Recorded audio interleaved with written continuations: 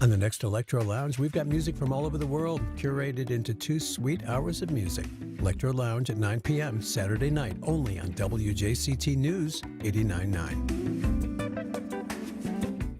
The North Florida TPO is committed to shaping our transportation future. We're focused on planning, funding, clean fuels, and new technologies for a vibrant, connected community. Learn more at northfloridatpo.com. Baptist Health is a proud supporter of First Coast Connect. Baptist Health, committed to building a healthier community for all of us. More info at 202-4YOU or baptistjax.com. This is WJCT News 89.9 Jacksonville. Up next, national and local news from NPR and the WJCT News team.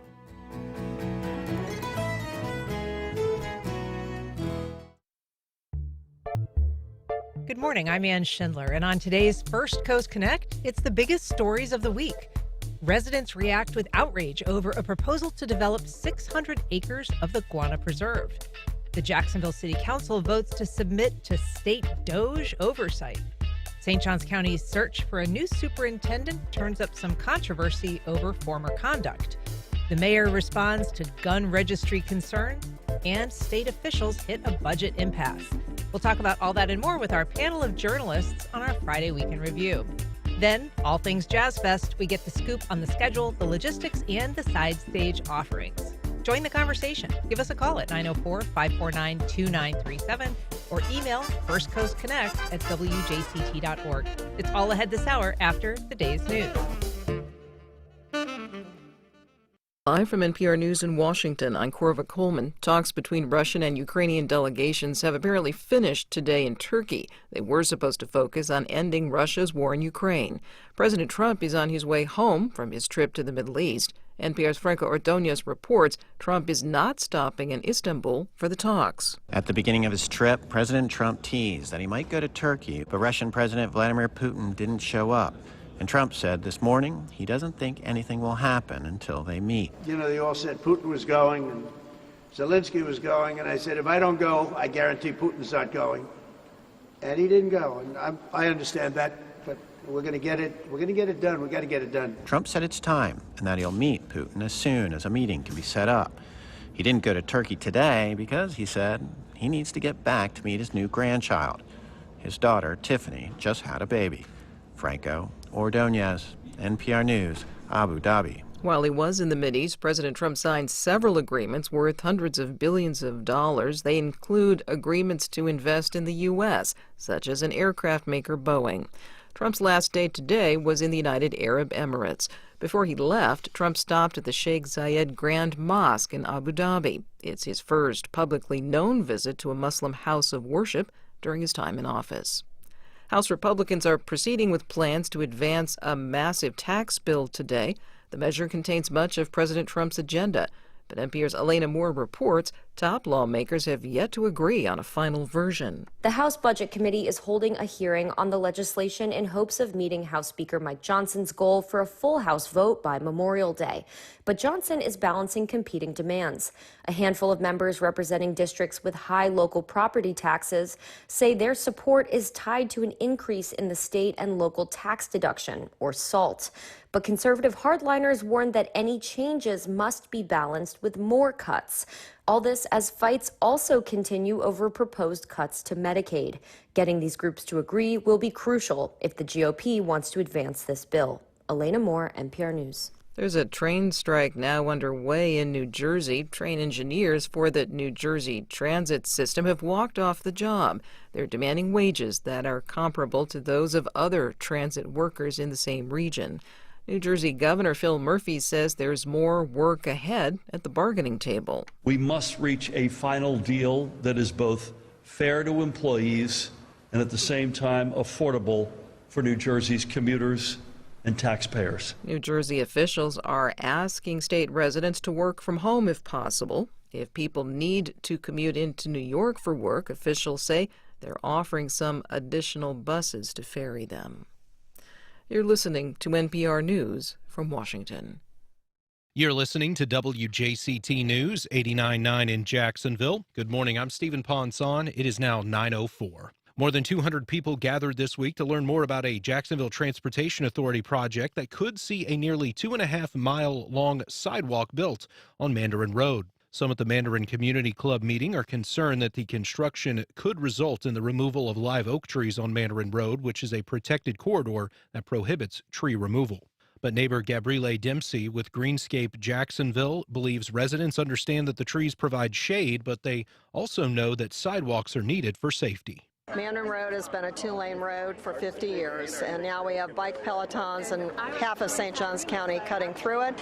You know, they need an opportunity to be able to have a sidewalk, and I think our city is smart enough to be able to use multiple materials. And they said that they will do a variety of those elements, including permeable material. JTA plans to hold another community meeting next year when the project design is 60% complete. Construction will depend largely on the receipt of $1.5 million from the federal government. Florida Governor Ron DeSantis signed a measure into law yesterday that prohibits local governments from adding fluoride to water systems, making Florida the second state in the country after Utah to implement a statewide ban. That law goes into effect on July 1st. The governor says the ban on adding fluoride to drinking water allows Floridians to choose whether they use it. Fluoride is a mineral that has been added to drinking water for generations to strengthen teeth and reduce cavities. Highs this afternoon in Northeast Florida will be in the 90s with plenty of sunshine. Support for NPR comes from NPR stations. Other contributors include the Cy Sims Foundation, partnering with organizations and people since 1985, working for a better and more just future for all. More information is available at cysimsfoundation.org. Support for First Coast Connect is provided in part by Baptist Health and North Florida TPO. Opinions expressed on the First Coast Connect Week in Review are those of our panelists and do not reflect the views of WJCT News 89.9. Good morning. I'm Ann Schindler, and it's Friday, which means it's time for our First Coast Week in Review here on First Coast Connect. Among our topics, state officials consider a development that would cut through the center of the Guana Preserve. St. Johns County gets closer to selecting a new superintendent. The city invites state officials to review Jacksonville expenses for government waste. Political impacts from a gun registry continue to ricochet through City Hall, and hopes for a state budget deal collapse under the weight of political infighting. Here to talk about it and more, I am joined by Jim Piggott, longtime City Hall reporter and former reporter at News4Jax. Former reporter, yeah. No longer at City Hall, but it's always so good to be here, Ann. Oh, it's so great to have you, Jim. We're delighted to see your face. We're also joined by St. Johns County reporter Noah Hertz of Jacksonville Today. Good morning, Noah. Morning, Ann. And John Bachman, former Action News Jax anchor and now a partner at Bachman Gallner Communications. Good morning, John. Good morning, Ann. Thanks for having me. It's great to be here. It's great to be here. And we are missing our guest, Sylvia Perry, who's the editor at the Jacksonville Free Press. She was under the weather today. We hope she's feeling better soon.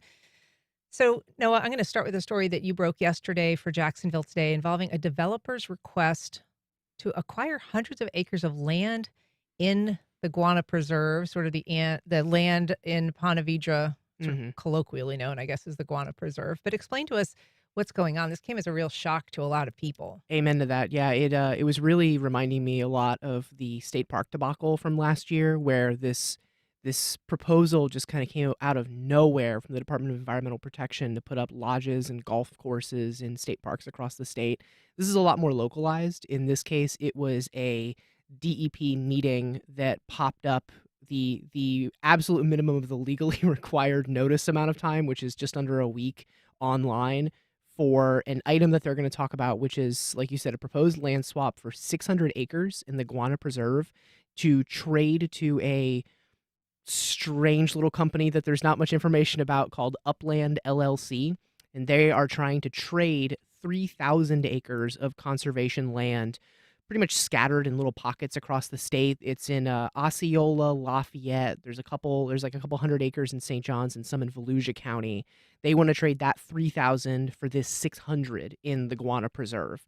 There is next to no information about what they want to do with it. There is next to no information about this company, because you just end up in a maze of shell companies and little LLCs when you try to dig into it. So there is a lot of questions right now, but like one thing's for certain, and it's that environmental activists, locals, like people are upset about this. Yeah, and in fact, there's some rally that's planned this weekend at the Meichlers Landing Yeah. To oppose it. But this is land that is adjacent, we should explain, was property known as the Outpost, and that itself was a very controversial parcel. We're looking at a map now that shows in striped kind of the area in question in this issue that would be impacted. But adjacent to that land is what was formerly known as the Outpost. It used to be kind of a place that people would go on retreats and team building exercises. And then more recently, Gate Petroleum, which owned the land, was trying to get that 100 acres converted to homes. Yes. They wanted to build homes on it. And that created an uproar. That land is now owned by this kind of mysterious LLC. Yeah, Gates sold the land in 2021 or 2022. I don't remember the exact year, and was very adamant that they are not involved in this proposal. But like you said, it's kind of a strange strip of land. I mean, people who are watching online will see the kind of strange shape of it. It's right near the Outpost. It's right near the Guanatolamato, the National Estuarine Research Reserve right there. That is, there's a lot of sensitive water, a lot of sensitive land. This is actually the 600 acres are located right in. It's known as the Guana Wildlife Management Area, which I had somebody from Audubon explain to me yesterday that wildlife management areas, if you're not familiar, are sort of like state parks in that they are state-managed land that people can come out and enjoy and walk on the trails and things, but they are a tad less protected than state parks. So there are activities allowed in the wildlife management area that wouldn't necessarily be allowed in state parks. In this one in particular, it's popular for waterfowl hunting. So you can go out there and you can hunt birds in a way that you would never be allowed to in a state park. So there's a lot of concern about, even if you take that little chunk right there, it's going to make it harder for prescribed burns. It's going to make it harder for water testing. And there's a lot of concerns just about what could be built, considering there is next to no information about what could go there. And Jim Piggott, the reason I bring up the Outpost is the only reason that this would be possible is because the adjacent landowner can kind of make this request of the state. So it's not like anybody could make this request of the state. So the fact that they own that parcel that used to be the Outpost, is relevant to this discussion. But it also brings up a lot of hard feelings because people were so incensed by even that smaller 100-acre proposal to build adjacent and kind of into the Guana. It's a very treasured piece of land in an area that has seen a ton of growth. I know, and I think too the outcry right now is interesting. As you'd mentioned, the signs are already up like, hell no. This is something that people and the environmentalists in that area are saying, don't do this. And we've seen in the past what's happened around that Guana area, even maybe before you were here.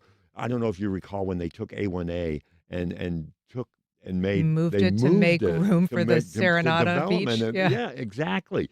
Things like that. And people are speaking up and they're angry. I love that area out there. I go there that's where I love to go to the beach in that area. And I hate to see that become a big development. I mean, that's an area for this community, and that's an area people love. It is fairly irreplaceable, John.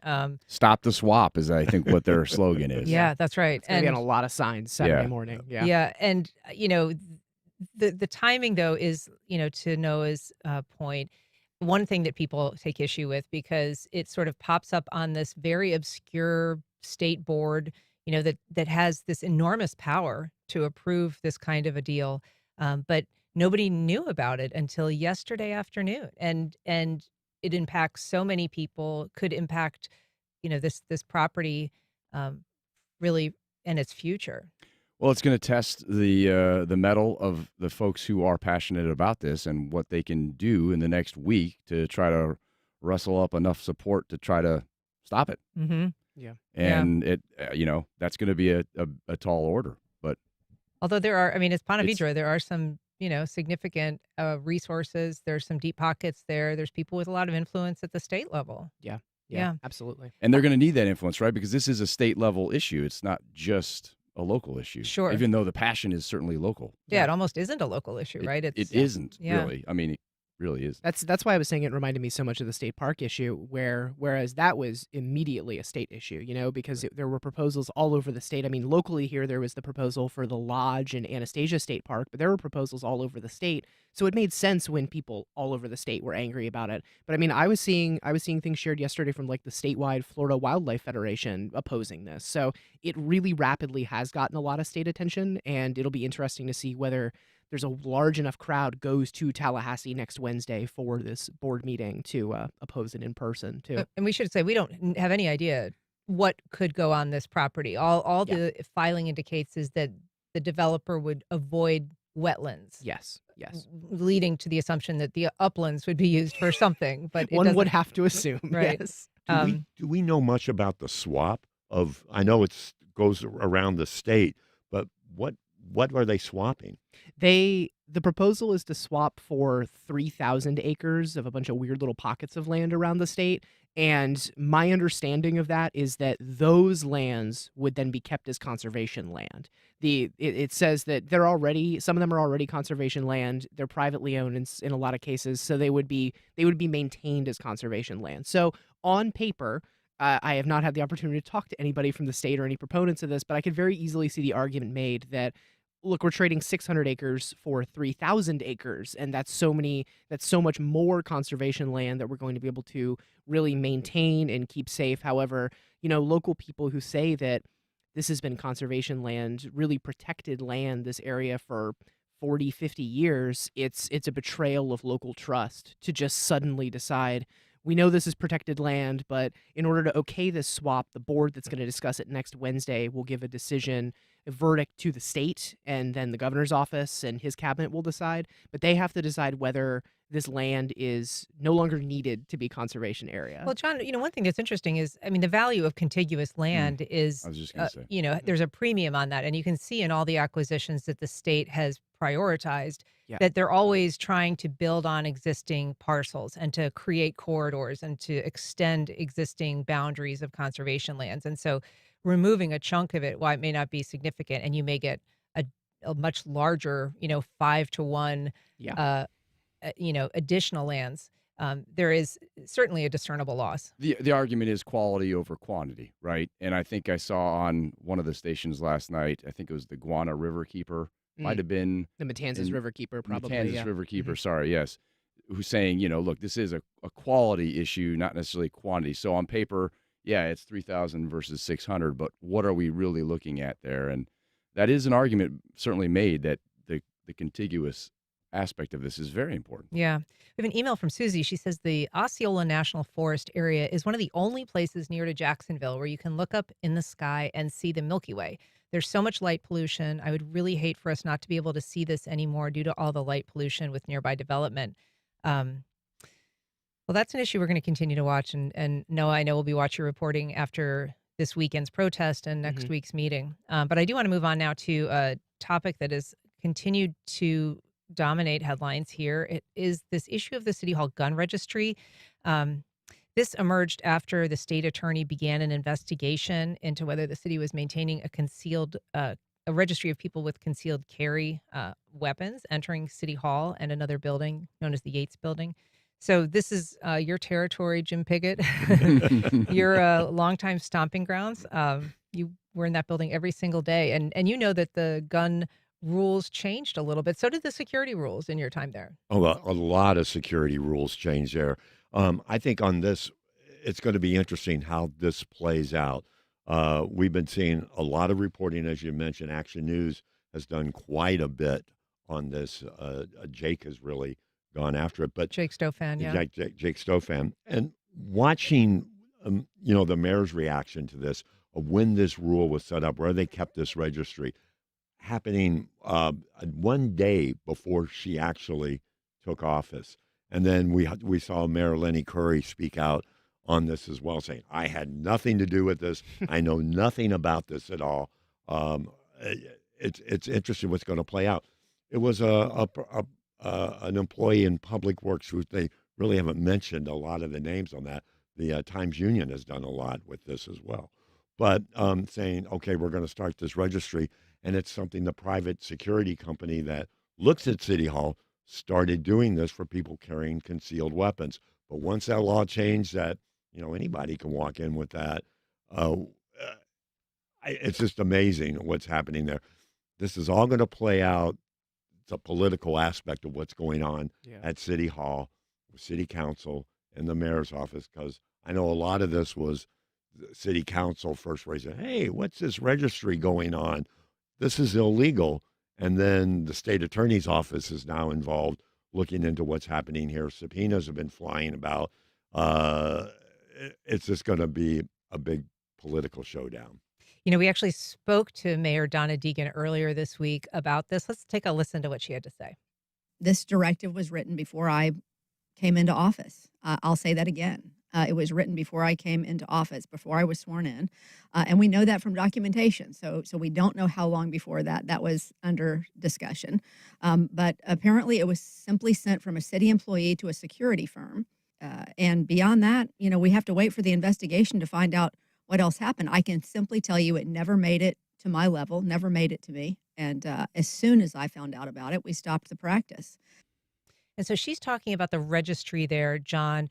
But the reporting that was done by your old station this week complicates the timeline just a little bit, because it does appear that there was some discussion before this memo that has been getting all the attention about, changing the policy of the gun registry, that shows that her team was actively discussing whether to try to become a JSO substation. Right. Why would that have been part of anybody's discussion? Well, as you know, and the state law that bans that doesn't allow you to ban concealed carry in government buildings carves out some government buildings where you certainly can, police stations being one of them. So as Jake Stofan was reporting at Action, again, a good shout out to Jake, that was the discussion. How can we, I guess, get around this law by saying we're a police substation? Yeah, and it sounds like they actually, Noah, pitched that, the idea to JSO, and JSO basically said no. Wow. So, Yeah. There really is. It's like you said, Jim, there's so much of the political aspect at play here of who's going to be left holding the bag with this, who's going to be left really with this on their head, and who's trying to distance themselves from it. So there's a lot going on here that I think at first glance you could see it just as a policy issue, but with so much political strife in City Hall, it's really interesting. Yeah. It is, but there is a law here as well. Right. I mean, we can't lose sight of that. There is a law here, and that's the significance of this, for sure. I've always been amazed at the amount of security at City Hall. We were talking about this before. You come in, you go through, they check everything, which is fine. But if there's a city council meeting, they double check. They have another surveillance or another security zone that you have to go through to get into chambers. And I always found that very odd. I'm going, if they were looking for guns before you walk, when you first walk in, why are they looking again? What is the situation there? And it just amazes me of what's happening there. Because I remember, going back when you could walk into any city building, and there are city buildings still that you can still go in now, and you're not checked at all. Yeah. It's like the Yates Building, the state attorney's office, and City Hall. But it just surprises me, and this is all, again, I think we're just playing with politics, and they're going, well, we have to do this to make sure the city council is safe. And I just shake my head sometimes. Yeah. Well, when talking to the mayor this week, one thing that she pointed out is that there is sort of a dual level of security for the city hall and then council chambers specifically, that there is a carve out there, like you talk about, John, for the chambers, because you're not supposed to bring a gun into there. Even if you're allowed to bring your concealed carry into City Hall writ large. But you've seen, Right. Jim, since you began reporting, as you say, there was a time when you used to you were free range. You would go anywhere. You'd go into the mayor's office. You'd go into the city council. You'd go into the general counsel's office. And that's all changed. Oh, it's all definitely has changed. Now, the mayor opened up her doors again, which, was great. That was like old times that we'd go in and talk to the people involved. City council, at least it's almost a year since I've been reporting up there. They shut the doors, and I wasn't allowed to go in by myself. I could go escort it. And the reason I was told that I couldn't do that was, well, you may have a gun. And I'm going, but you've already checked me for a gun. So And I'm Jim Piggott. Yeah, yeah. And by the way, Jim Piggott was legendary down there at City Hall. I don't want to. But it just amazed me. And, and there was even a time when they weren't allowing people to, at one point, to go up to the 4th floor. They had signs at the elevators. You have to have an appointment in order to go. They've since stopped that. That was the previous administration. Yes. Yeah. Yes. But it was for a short time. So it's just interesting what's happening down there. And we're watching a lot of politics play out over this gun. And not to make light of the situation, but, amongst the competitors of Jim Pickett, we all thought that Jim just had an office at City Hall. He's certainly better known than a lot of people who work there. If you're just joining us, I'm talking to John Bachman, Noah Hertz, Jim Piggott. We're talking about the week's headlines, and we'd love to hear from you. Give us a call at 904-549-2937. Email us at firstcoastconnect@wjct.org, or you can reach out on Facebook or Instagram or X at FCC On Air. We have a call from Stanley in downtown. Good morning, Stanley. Go ahead. Good morning, Ann, and the panelists. My concern here, concerning Jacksonville quality of life, it is regressing. And I'd like to get a comment from the panelists concerning Jacksonville quality of life, especially downtown. With the amount of money, millions of dollars that have been spent downtown, after 6 o'clock, it's totally dark any time of the week. Thank you. Thanks, Stanley. I guess looking for some more activity, which, is not a new complaint about downtown. And it's changing, supposedly. Like I said, we were always the city of renderings. And now we are watching redevelopment near the old landing site going on there. The Pearl Street district, supposedly. Four Seasons. Yes, and all that's coming. But you're right. Downtown just went nothing there anymore. You can walk around, you go maybe to a show at the auditorium, and then you walk around at night, and there's nothing. So the gentleman's absolutely correct, but hopefully that's changing. I mean, you can see the possibility of a giant turnaround. And I know because when we first moved here and you would go to downtown St. Augustine, St. George Street, you couldn't find an open restaurant at 5:30 at night, any day of the week. Yeah. And now the city kind of never sleeps. It is always, not quite, but it is a very active place. You can find tons of bars and restaurants. There's a million places to go. So it can happen almost like a flip of a switch, John. It can. And, I go back to the Rise Doro apartment fire. I mean, that was going to be the start of sort of this influx of people being downtown residents all the time. Mm-hmm. Yeah. And that set us back. I mean, a couple years. And obviously that's just one building. But, you start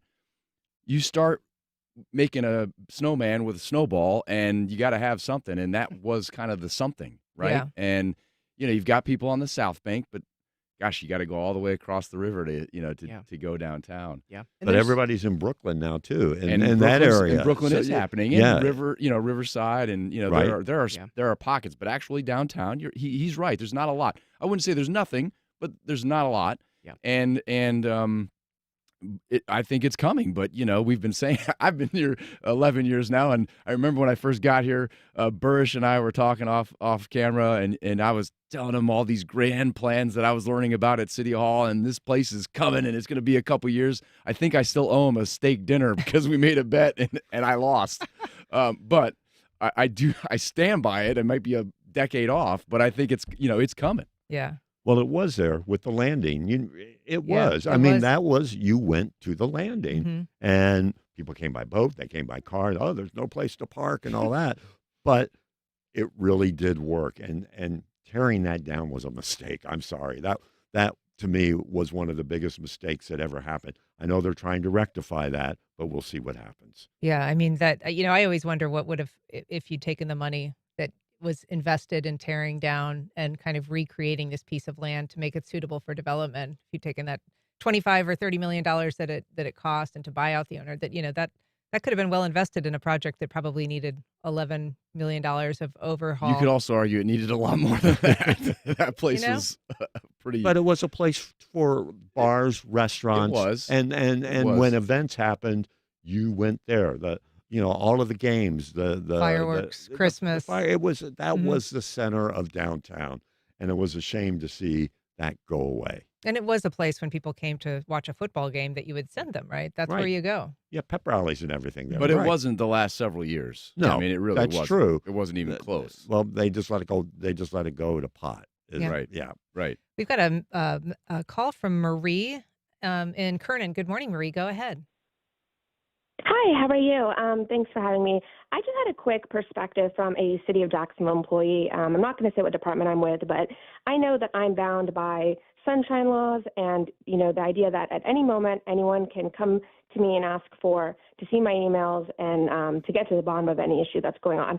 So, Jim, I don't know if you have a perspective here or any of the other panelists, but I just want to know, why is this so complicated, in the sense that why are we not able to just immediately get the emails and say, okay, the directive was made on this date regarding the gun registry, or rather the directive was made by X members of Deegan's transition team, and, figure it out and get to the bottom of it.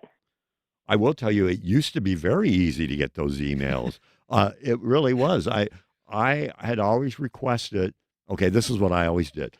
Every morning I went into City Hall and I read the mayor's emails. Wow. I would read, they would open them up and I could okay, boom, boom, boom, and look for different things that were important. He did have an office. He did. No, I didn't. Everybody. It was true. But We've heard it here but first. Anybody could. No. But I also did that with city council, with the council president. And I would read the emails that would come in. Would you just hop on a computer there? Or? Well, they would make them available, and they had it set aside. Now, I know at times they probably hid certain emails, but I always requested, and the Times Union did this too, and to read the hard mail, the mail that came in every day. I would read that, and there I would get stories. As the caller suggested, more and more when we would make requests for emails for different issues, yes, it would take maybe a month or so to go way back for emails like say from the mayor's chief of staff to city council, and I'm not even mentioning names because this goes way back. That it would be more difficult to get them, but those emails are public record, and you should be able to go in and get them immediately. I mean, that's why we're the Sunshine State. Everybody was always amazed. They said, how can you read the mayor's emails or the mayor's mail every day?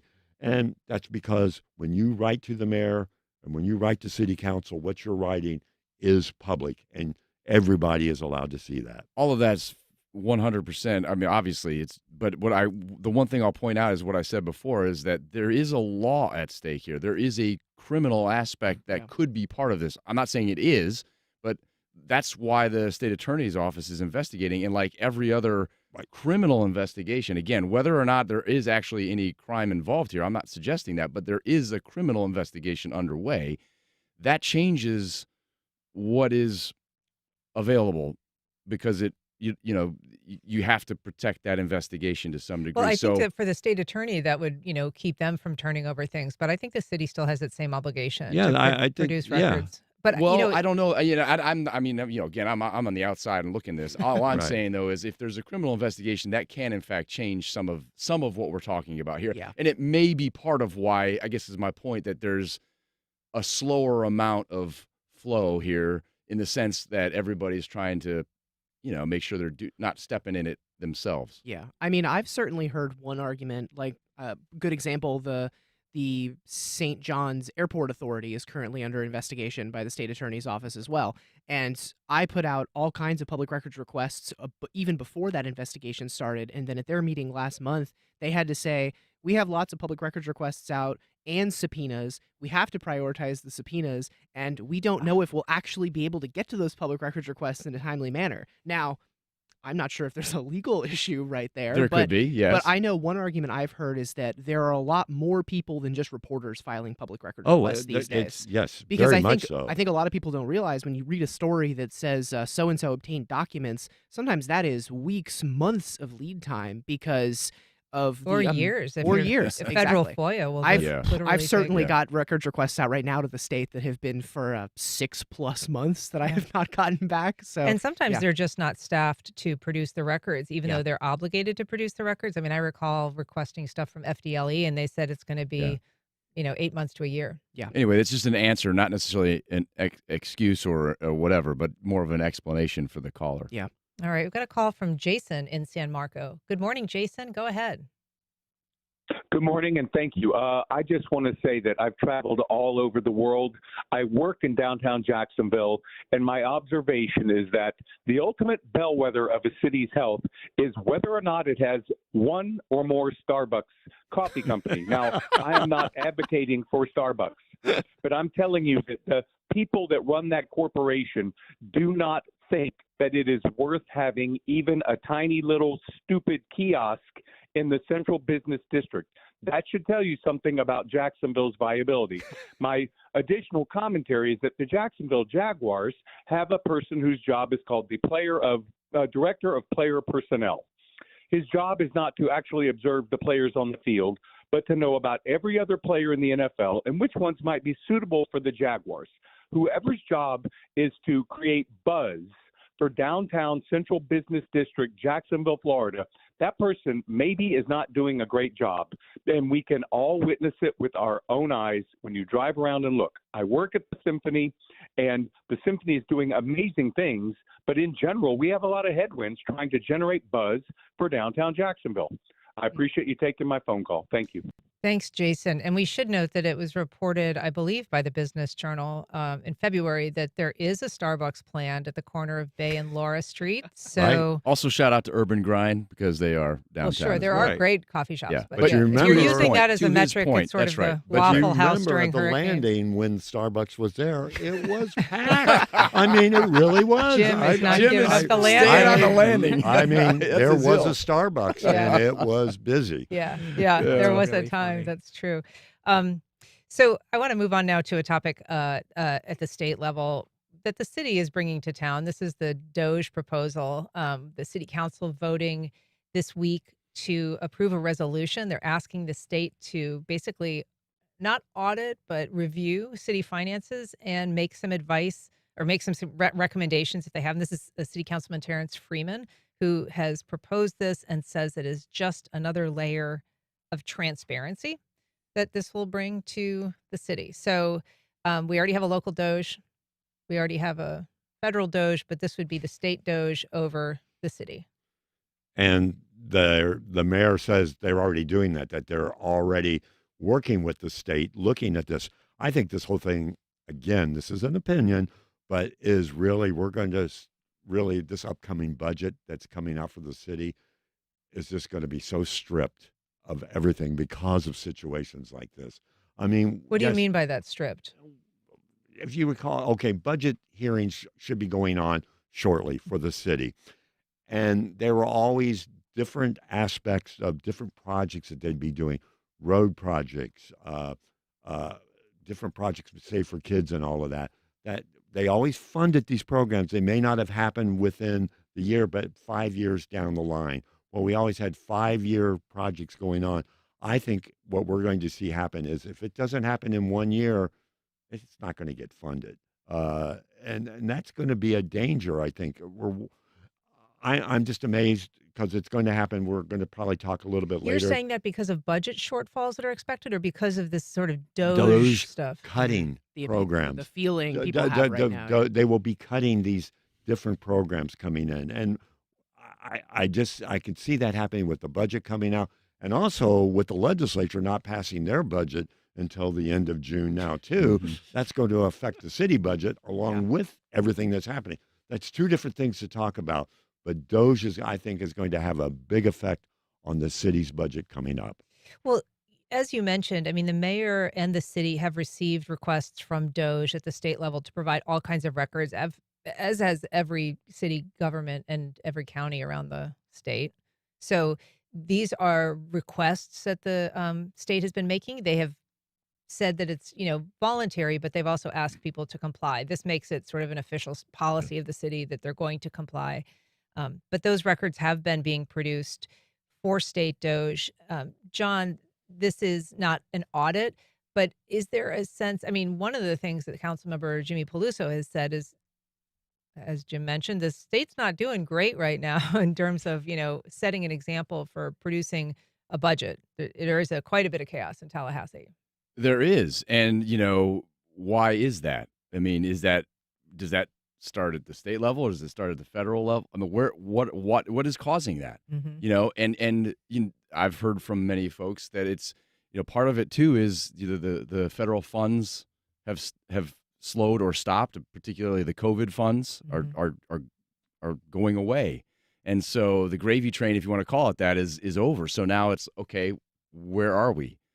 And that's a very real conversation. Sure. And you can argue about whether we should have been preparing for this a long time ago or not, but the fact is that they are having these very real conversations, and that there is going to be a significant amount less available. Yeah. And so what do you do with that, and where do you cut or not spend, or whatever the case is? And I suspect having a lame duck governor who is in this situation too, where we're getting a lot of really bold and broad proposals about how to cut taxes statewide that are happening right now. And so there's some politics happening there too. A lot of jockeying for power in the legislature. For sure. He's definitely for the first time feeling it from the House, especially. And we're looking at, do we cut property taxes or do we cut sales tax? Yeah. And that's what do we where do after that? they're fighting over that. Yeah. And they're fighting over that, and also looking ahead at forecasts of within a few years there could be a $7 billion shortfall, and so those conversations are happening with some difficult financial days ahead unless something really changes. And that's where I come back to, this is happening statewide, but we're talking about local government here, and I'm looking at what's going to happen with the city as they prepare their budget for the mayor to present this budget that's really going to be her budget this time. Everything that everything that was kind of promised, a lot of these programs are probably not going to be there anymore. And it's going to be a battle, and it's going to be a fight. And I think that's one thing that's missing from City Hall. We're not hearing what's happening now in some of those hearings, in the mayor's budget review. What's happening with them as they're preparing this budget. It's not coming out. We need reporters there, I think. Yeah, I think it's, if you don't mind me adding too, I think it raises a lot of questions about what the role of the local government all the way up to the statewide government is too, because is it to levy taxes from people, from property taxes, from sales taxes, to improve infrastructure and fund programs like this, or is it to run the leanest ship possible and ensure that people are paying the least amount possible? And I mean, it's certainly interesting, the dynamic in Tallahassee. It's not a perfect one-to-one, but I mean, under Rick Scott, we eliminated the Growth Management Commission. So we said that the decision was made that, Tallahassee does not know enough about what's going on at the local level to have an input on development proposals and large-scale things like that. However, we're at a point now where the state government is saying, well, let's take a look at your finances and see how things are going here. So it is kind of interesting to see, like, the state government has now decided that they really want to see what's going on at the local molecular level, really. Exactly. Come look at our budget. Come look at our operations. And we talked about this a little bit earlier. One thing that's coming up that I think people are going to be concerned about is that garbage fee. Yeah. I mean, 325, I can't remember the exact amount a year, proposed by Matt Carlucci to, balance they the talk budget. about what it's going to cost monthly, but when people are now seeing what it's actually going to pay, you're paying the original garbage fee, which, if you recall, when Tommy Azuri was mayor and brought that in, it cost him his election because of that. Wow. So what's going to happen with this garbage fee, or the garbage proposal coming up, is going to say a lot of what's happening with city government. We've got a call from Linda in Mandarin. Good morning, Linda. Go ahead. Good morning. We have a lot on our plates, don't we? For the city council, for the city council people, this is what we always talk about, home rule, which doesn't exist under DeSantis. For a local city council person that was elected to ask the state to come in to do what I think is his job, you present to the governor what you found. You don't ask the big brother to come in and find it. So what are you going to call Trump next and ask Trump to come and doge you? This is ridiculous. It's a political stunt. Each of these people who are requesting these doge, the city council president is requesting the doge, ask them when are they filing their paperwork to run for mayor first. Two, all of this stuff, we're in an environment with this current administration where we are only going to be allowed 5 pencils, people. So the trash fee, budgeted. The state governor says he wants to eliminate property tax. Is he crazy? How are we going to fund anything? This is all political gamesmanship by a lot of guys that have other aspirations, and they're willing to sacrifice us as the citizens and our budgets and our way of living so that they can get to the next level. It's just ridiculous. I feel like I'm in the rabbit hole between Trump, DeSantis, and now these local city council people. Please give me a break. Thank you. Thanks, Linda. Appreciate your view. We're also hearing from Charles on the west side. Good morning, Charles. Go ahead. Good morning, everybody. To me, it seems like this frenzy of tax cutting is just to set himself up. When I say Governor DeSantis is trying to portray himself as the tax cutter supreme, I guess, when he runs for president again in 28.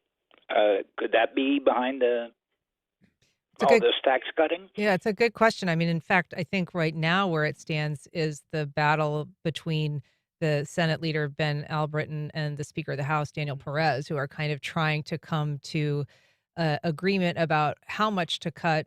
And, that is something that the Senate's been a little more conservative about than the House. The House is really wanting to take an axe to some of the sales taxes. Correct me if I'm wrong, too, but isn't the reason that the garbage fee going up is because they have put off raising that fee as well, right? So, I mean, that's true. You get so many cases like this, and I'm seeing some of this in St. John's right now, too, with the infrastructure, where nobody wants to be the council member, the board, the commissioner to be the one to raise taxes, no matter how you could argue necessary it might be to fund these things. But, if you can just kick it down a little longer so that it's this person's problem instead of mine, I mean, it is a tough look in Florida to be the council member who raises taxes regardless of what it's for. Yeah. And as Jim says, it can be career ending. Yeah. Yes. For people who Yes. vote for him. But it does allow, John, things to get completely out of whack. I mean, the garbage fee doesn't come close to paying, the existing garbage fee doesn't come close to paying the cost of garbage service in the city. No, so they're having to shuffle money. Yeah. It's just a money shuffle. Yeah. But we have a general fund, too. As with property taxes, that some people go, well, why not budget that? Take away something else. Yeah. You're coming. I mean, there's going to be a public hearing on this.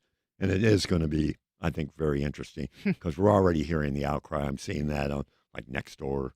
And people are screaming about because we just got those assessments in the mail. And ultimately, this kind of boils down, if you want to just boil it down, that's what I like to do is, to what you said. No, what is the role of government in all of this, right? I mean, do you see government as being, somebody who just does the very basics, and then you can even debate about what are the very basics. Yeah. Is it Trash. safety? Does it include trash? I don't know.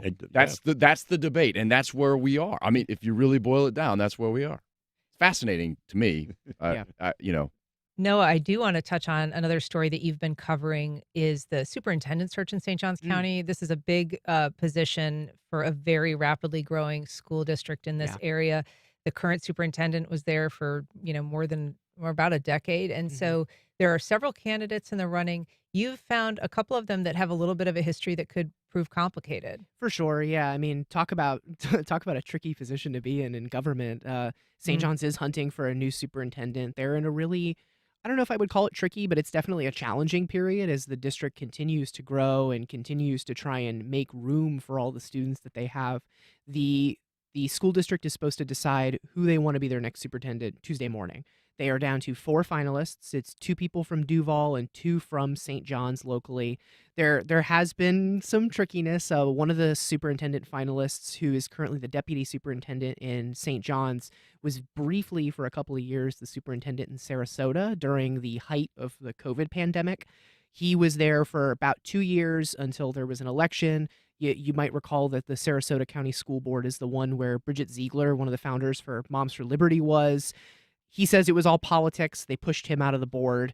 There was another situation with this one candidate from Duval, Scott Schneider, who had some complaints in his personnel file about alleged harassment towards some female employees that he was cleared. It was ruled unsubstantiated, but there was still some stuff in there about, maybe I believe the investigation report said that there was a concerning pattern that he has denied. There are other people who have denied it as well. But yeah, it's tricky. It's very tricky in St. John's. And that decision going to be made Tuesday? Tuesday morning. That's when the school board's going to meet and discuss their new superintendent. All right. Well, people who are interested in learning more about that can always check out Noah's reporting on Jacksonville Today. John Bachman, Jim Piggott. Noah Hertz. It's Friday. It used to be. They used to call me Piggott. It doesn't matter. There we go. Yeah. Thank you so much for being here. I appreciate all of you. Thank you. All right. Up next, we're going to be talking about everything you need to know ahead of Jazz Fest.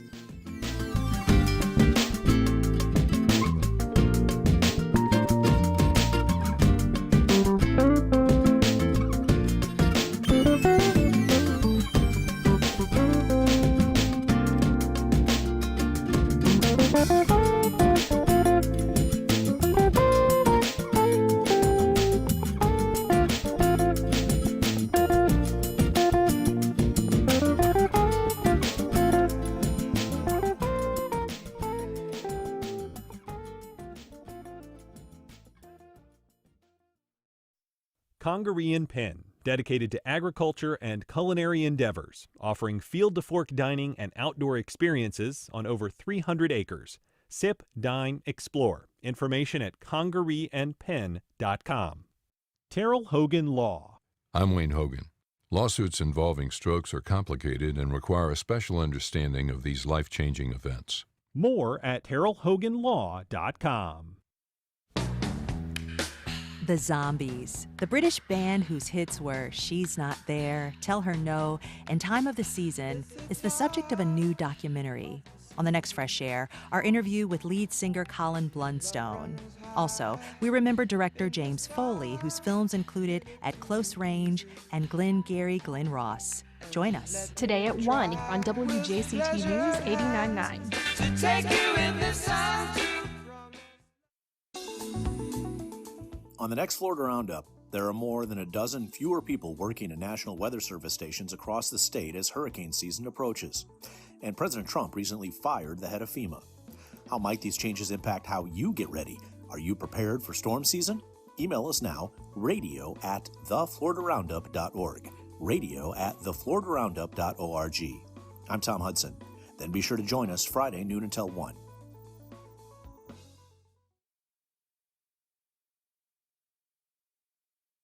Birthright citizenship lands at the Supreme Court. The real question, can federal judges block Trump administration policy nationwide? Also on the Roundup, new inflation numbers and how Americans are responding to turbulent economic news. And the GOP proposes cuts to Medicaid that would affect millions. That's next time on 1A. Today, starting at 10 on WJCT News 89.9.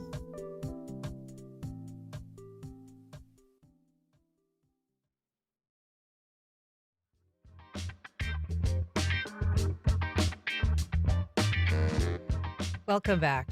The Jacksonville Jazz Festival has been a tradition in the city for more than 40 years, but that doesn't mean that there aren't changes, including location, something that has changed a number of times over the year.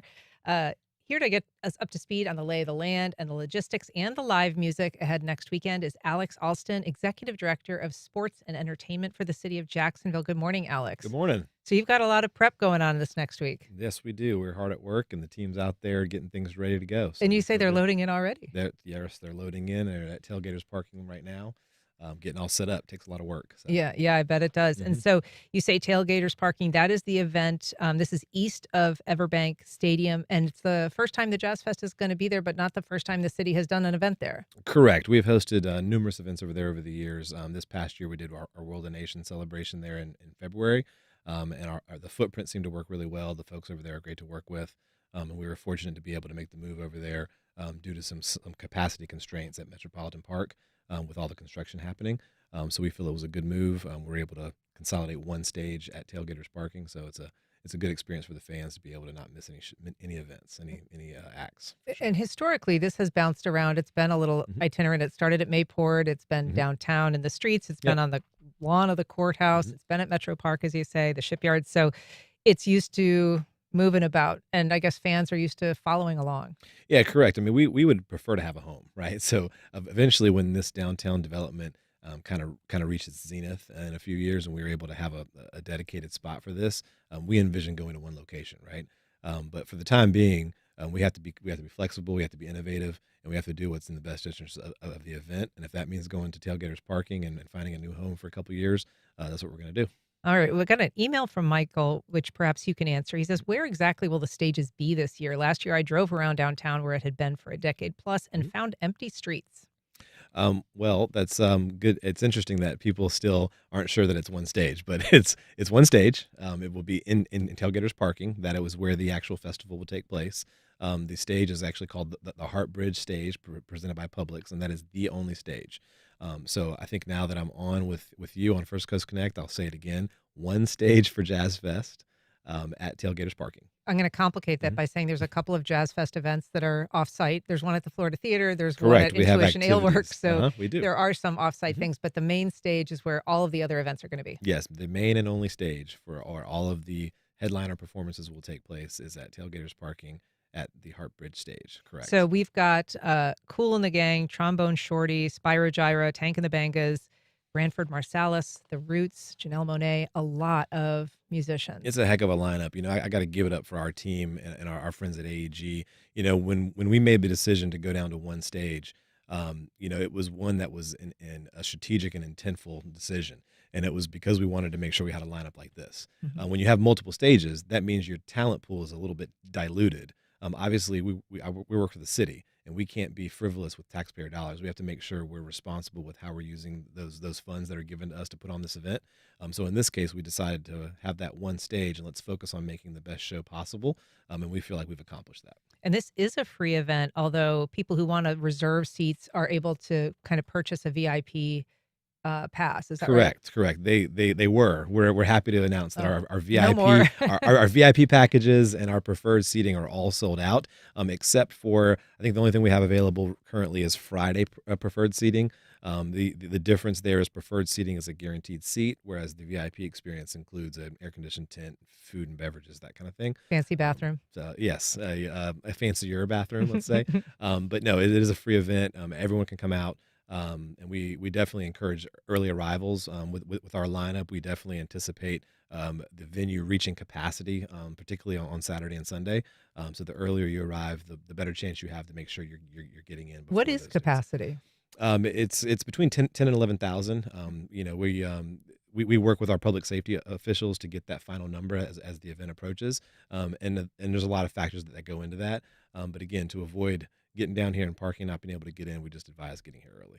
Now, one thing I thought was important people know is that this is a cashless event. Does that include things like parking? Correct. It's all cashless. So some of our privately managed lots may be taking cash.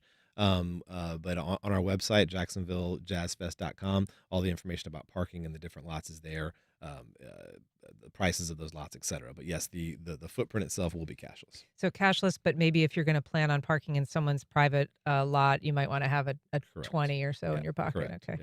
Yep. So the event is Thursday through Friday. Anything else that you think people need to know ahead of the event? No, I think the big thing is just, like I said, arrive early. Mm-hmm. I think have a plan. Go on our website, really understand which roads are going to be closed and when. Can people bring water in? No. Okay. No. There's a prohibited items list on our website. It's going to be hot. It'll be hot, so we want people to hydrate beforehand. Come prepared with, get your sunscreen, be ready to be outside. But it's going to be a great day. All right. Well, it's so nice to have you on, Alex. Yeah. Thank you for being here, and good luck with the event. Thank you. Appreciate it. All right. Thank you for listening. If you have comments or feedback, you can send either to First Coast Connect at WJCT.org. Our show is executive produced by David Luckin, produced by Stacey Bennett, and directed by Brady Coram. Our theme music is performed by Club de Belugas. Join us Monday, please, when we hear from 90 Forward CEO Kimberly Allen on the eve of her departure from the racial equity nonprofit. I'm Ann Schindler. You've been listening to First Coast Connect. Coast Connect is provided by Baptist Health and the North Florida TPO. Baptist Health is a proud supporter of First Coast Connect. Baptist Health, committed to building a healthier community for all of us. More info at 202-4YOU or BaptistJax.com. The North Florida TPO is dedicated to transportation planning, funding, clean fuels, and new technologies for a vibrant, resilient, and connected region. More information available at northfloridatpo.com. DuPont Counseling Group is a team of therapists, psychiatrists, and counselors available to help with life's mental health challenges. Everyone needs help sometimes. More information can be found at jacksonvillecounseling.org.